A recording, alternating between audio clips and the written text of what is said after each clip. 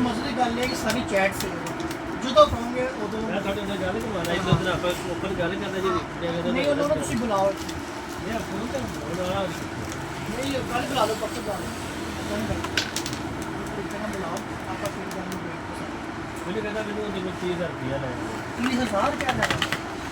ਤੇ ਜਿਹੜਾ ਮੇਰਾ ਕੰਮ ਕੀਤਾ ਮੇਰਾ ਬੋਲ ਹੈ ਫਿਰ ਮੈਂ ਕਹਿੰਦਾ ਤੇਰਾ ਮੁੰਡਾ ਗੱਲ ਹੋਈ ਤੇ ਕਿਸੇ ਨਾਲ ਗੱਲ ਕਰਾਂਗੇ ਯਾਰ ਮੈਂ ਨਾ ਦੂਸਰਾ ਨੇ ਅਗਰ ਉਹਨੇ ਲੈਣੇ ਨਾ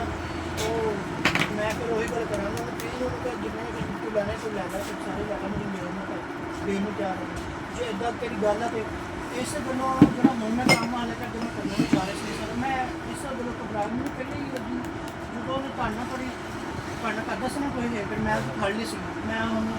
ਮੈਨੂੰ ਤਾਂ ਆਪ ਨਹੀਂ ਆਉਂਦਾ ਕੋਲ ਦਾ ਪਤਾ ਕਿੰਨਾ ਮੈਨੂੰ ਪ੍ਰਾਪਤ ਮੈਂ ਹਲਫਨ ਤੋਂ ਕਿੰਨਾ ਕੋਲ ਕਰਨਾ ਹੈ ਫਿਰ ਤੁਸੀਂ ਕੀਤੀ ਹੋਣੀ ਮੈਂ ਫੜ ਲਈ ਇਸ ਤੋਂ ਉਹਨੇ ਕਿਹਾ ਕੋਈ ਨਹੀਂ ਚਾਚੂ ਤਿਆਰ ਹੈ ਚਾਚੂ